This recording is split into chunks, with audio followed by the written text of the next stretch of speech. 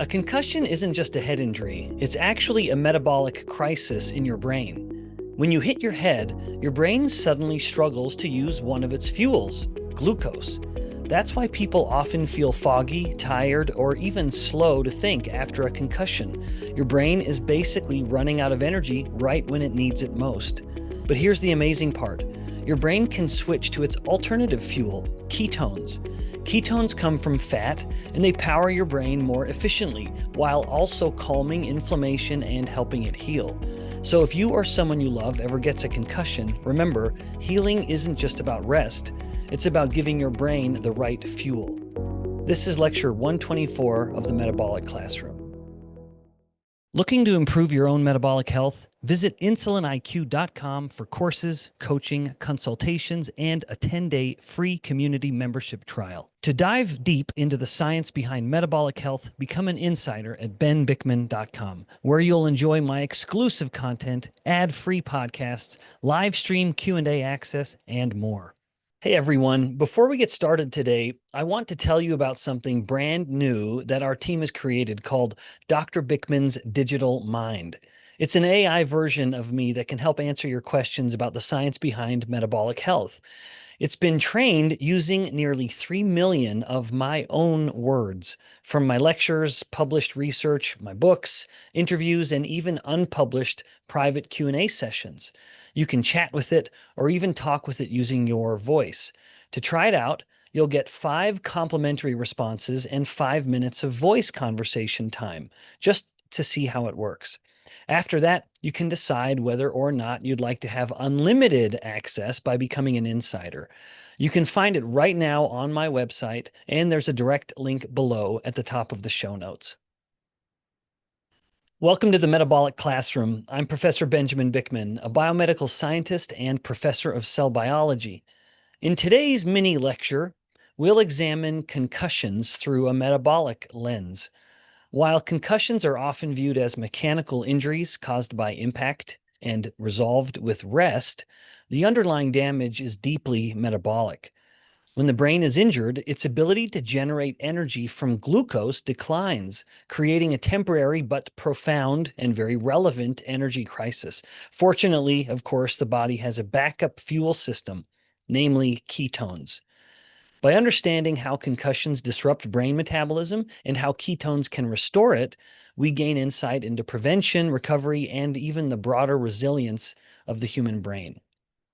Now, to get things started, let's define a concussion. Of course, you probably already know this, but a concussion is considered a mild traumatic brain injury, or TBI, resulting from a physical impact that temporarily disrupts normal brain function. The injury does not always involve loss of consciousness. It can occur from something as seemingly mild as a header in soccer or hitting the ball with your head, even a minor collision or, of course, an impact in many other sports or a fall. During impact, the brain shifts within the skull. It literally moves, leading to stretching of axons. It can also cause some electrolyte disturbances or ion imbalances. And of course, as we're going to focus on, metabolic disturbance as well. The most common symptoms of a concussion include things like headaches, dizziness, difficulty concentrating, and even mood changes. While most individuals will recover within days or weeks, up to 30% experience some lingering effects, a condition known as post-concussion syndrome. In the midst of focusing on the hit or impact, few realize that a concussion causes an energy crisis. That matters in the brain because the brain is hungry. Even though it accounts for only about 2% of body mass, the brain consumes roughly 20% of total energy expenditure. With carbohydrate-heavy diets, which of course is the global diet at this point, glucose acts as the brain's primary fuel. After a concussion, unfortunately, glucose metabolism becomes compromised. This impairment begins at the cellular entry point. Glucose transporters, particularly glucose transporter 1 or GLUT1, which exists on the blood-brain barrier, and GLUT3 on the neurons, show reduced expression and activity within hours of the injury. Even when glucose is available in the bloodstream, and it always is, its delivery into the brain becomes compromised. It becomes restricted because of the lower levels of those glucose transporters. But the problem does not stop there. Inside the cell, several of the enzymes involved in glycolysis, these glycolytic enzymes, including hexokinase and phosphofructokinase, sometimes just abbreviated as PFK, are inhibited. This happens because of elevations in calcium and increased oxidative stress. Of course, those are direct results of the TBI itself. Also, a very important enzyme called pyruvate dehydrogenase, which is the enzyme that determines entrance into the mitochondria at the end of glycolysis, is further inhibited. So altogether, these create a bit of a bottleneck, these effects, these inhibited enzymes. There's a bottleneck of glycolysis, which of course is going to sharply reduce the ability of the brain cells to produce energy in the form of ATP. ATP is that energy currency. It's the money with which the brain cells or any cells purchase some kind of work or some effect. Well, in the glucose-fueled brain, when glucose can't work well, the brain is running out of fuel. In the acute phase after the injury, so this is minutes to hours, there's actually a marked increase in energy demand. And glucose would normally fuel that demand, but the glucose transport and the loss of those glycolytic enzymes makes it so that the energy cannot be met. The energy demand can't be met with glucose. So the metabolic dysfunction that happens here, in fact, doesn't end there. It can persist for several days. Even in mild cases, ultimately, this leaves the neurons to be very vulnerable to going hungry and the disordered mitochondrial function where the mitochondria aren't fueled well and they can end up creating more oxidative stress, which in turn can increase inflammation. And that oxidative stress, I note the mitochondria, that's because the mitochondria can start leaking electrons, which then bind to oxygen, creating the first of the reactive oxygen species. So you have more ROS accumulating, ROS, and that in turn can start forcing oxidative damage on other things in the cell, like lipids and proteins. Further, we have microglia, which can amplify. These are immune cells or inflammatory cells found within the brain.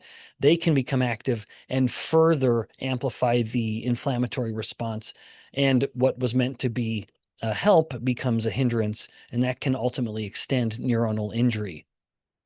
Thankfully, in the midst of all of this compromised glucose use and further consequences, the brain can adapt. Ketones, namely beta-hydroxybutyrate and its mother molecule acetoacetate, serve as efficient alternative fuels for the brain. Produced in the liver during fasting or carbohydrate restriction, these ketones can easily cross the blood-brain barrier via monocarboxylate transporters, or MCTs, aptly named, and it then allows the ketones to enter the citrate cycle directly, so BHB can just go straight in. It becomes acetyl-CoA, and we are right into the citrate cycle. All of this bypassing the compromised glycolytic pathways. It's the glucose transport that's compromised, not ketone transport. It's the breakdown of that glucose that's compromised, not the breakdown of the ketones. This metabolic adaptability was elegantly demonstrated in the classic fasting studies by the famous George Cahill and his colleagues.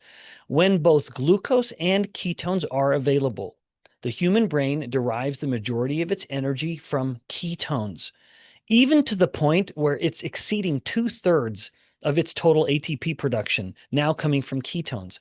So it can be more than 2-to-1 in a ratio that the brain is using ketones over glucose when it has access to both. The brain, in other words, is not loyal to any particular fuel. It is opportunistic. It will use whichever substrate is most available, and importantly in this context, can be adequately metabolized.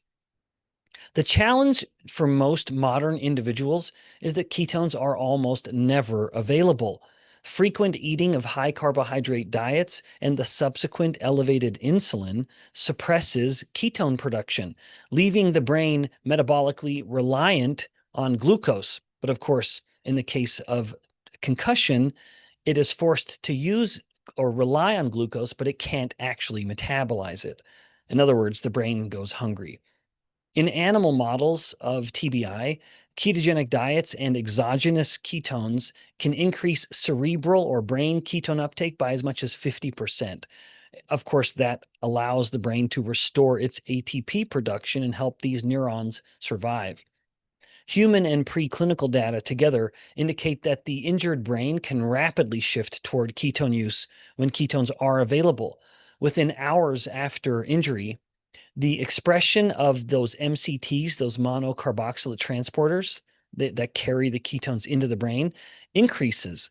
And in experimental models, BHB, the main ketone beta hydroxybutyrate, when it's infused, it markedly, of course, increases ketone uptake and oxidation, so helping to prevent ATP depletion. So if the brain can't make enough ATP because of its compromised glycolysis, all the more reason to give it some kind of ketone. Collectively, these findings and more suggest that ketones do serve as an efficient compensatory substrate when glucose metabolism is impaired, when the brain is impaired. Now, the vast majority of what we know about brain metabolism in brain injury experiments comes from animal models, and that is not surprising. Ethically, it would be difficult to get approval and have people agree to undergo some traumatic brain injury. So most of our mechanistic insights come from controlled experiments in rodents. Nevertheless, a few careful clinical studies do provide some valuable windows into the human condition. One of the most informative comes from Bernini and colleagues in 2018. They used a technique of cerebral microdialysis in patients with moderate to severe TBI. They found that brain ketone levels closely tracked with blood ketones, which isn't surprising, rising during fasting and falling with carbohydrate feeding. So this just demonstrated that circulating ketones easily and readily reach the injured brain. That's important because remember, glucose won't. Ultimately, this work highlights the need for direct BHB delivery, either orally or even infused if needed, to reinforce the concept that the human brain after injury can use ketones when they are available, providing a strong rationale for exogenous ketones as both preventative and therapeutic interventions. Now, I want to expand on that topic because, with all of this in mind, and to summarize some of this so far, ketones influence several key processes relevant to brain recovery. The first, as I have mentioned, I think a few times now, is the energy provision. When glucose uptake and use declines, ketones sustain mitochondrial function by providing energy. In the models that I've already mentioned, mostly rodent, but even some human, ketones can reduce lesion volume by approximately 50% compared to glucose-fed controls, indicating a very important role for energy control. And the smaller the lesion size, of course, the greater the neuronal preservation and the faster the recovery. Number two is a reduction in oxidative stress. Following a concussion, ROS generation increases rapidly and robustly. Ketones can counteract this through multiple mechanisms. BHB inhibits a molecule or an enzyme called class 1 histone deacetylase, which can then promote the expression of antioxidant genes. In rodent models of TBI, a ketogenic diet can attenuate post-injury oxidative stress by increasing the expression and activity of antioxidant defenses. Number three is inflammation control. Concussion-induced inflammation involves a significant increase in elevated pro-inflammatory cytokines. These are molecules like TNF-alpha. Ketones modulate this response and instead promote a shift from pro-inflammatory to anti-inflammatory states. Remember, ketones, BHB in particular, inhibits the central molecule called the NLRP3 inflammasome, this master switch that when it's turned on, it increases the production of myriad other pro-inflammatory molecules. Now, beyond fuel, ketones also promote neuroplasticity. And this, again, goes beyond the basic energy support because BHB has been shown to enhance BDNF, brain-derived neurotrophic factor. And this can then, in turn, encourage neurogenesis and even the repair of synapses or the connections between neurons. In adolescent animal models of brain injury, prior ketogenic adaptation has been shown to improve motor recovery and even preserved telomere length, of course, which is a marker of the longevity or the health of a cell. From a practical standpoint, metabolic preparedness, if you will, matters. For individuals engaged in contact sports or at higher risk of any kind of head injury, I submit that maintaining some level of nutritional ketosis during play or during that work may offer some preventative protection. Of course, a ketogenic diet can do this, but in the case of athletics, many athletes don't want such dietary restrictions. And I would even say metabolically, they don't need it. Not to say they might not benefit from it, but how else then can they keep their ketone levels elevated? Well, of course, at that point, it becomes clear that there is an obvious role for exogenous ketones. And I think they should be considered as both a preventative and immediate, in other words, in real time, therapeutic strategy. Providing ketones before and during activity ensures that the brain has access to an alternative energy source, even in the event of injury. After a concussion, exogenous ketones can help bridge that metabolic gap while the glucose metabolism remains impaired. I've mentioned this a few times, but the most effective exogenous ketone, and indeed the most bioavailable, is beta-hydroxybutyrate, or BHB. So when it comes to finding an exogenous ketone supplement that you want, just look for anything that has just BHB in it. This is generally going to take the form of a patented molecule called goBHB. That's what you can find on the label somewhere. This is directly usable by the brain and of course, any other tissue with mitochondria. But other supplements labeled as ketone products might not be based on BHB. And in fact, they may have some complications because they have to be converted to BHB in the liver, and in the process may actually provide or create some harm in the liver. If the BHB is not already available through diet because of an exogenous, because of a ketogenic diet rather, then supplementation with BHB, I would suggest in the form of goBHB or a straight BHB acid in the L or D form, that can provide an immediate and a very practical way to deliver this critical fuel right when the brain is demanding fuel post injury. Now, to my delight, if you'll allow me to add this, especially for you athletes, the first NSF-certified ketone supplement is now available. This is a problem because you have professional or collegiate athletes who can't, or the university or the organization cannot openly encourage or provide the ketone supplement because it might not meet this NSF certification. Well, you can go to cleanformnutrition.com. Cleanformnutrition.com is now, or just a clean form version of BHB, or their goBHB is NSF certified. So you can go there. In fact, I know these guys. I have a discount code. You can use the code BEN10, BEN10, and you can get a 10% discount. Cleanformnutrition.com, the first NSF certified ketone supplement. Let's wrap it up. So over the course of this mini lecture, we've examined how concussions trigger a metabolic crisis and how ketones offer a protective alternative energy source that can stabilize the brain's energy and thus facilitate the recovery process. As Dr. George Cahill demonstrated decades ago, the brain is very metabolically adaptable. It will use whatever fuel is present. Our task, if you will, is to ensure that ketones are available when the brain needs it most. Thanks for joining me in the Metabolic Classroom. Class dismissed. Until next time, more knowledge, better health.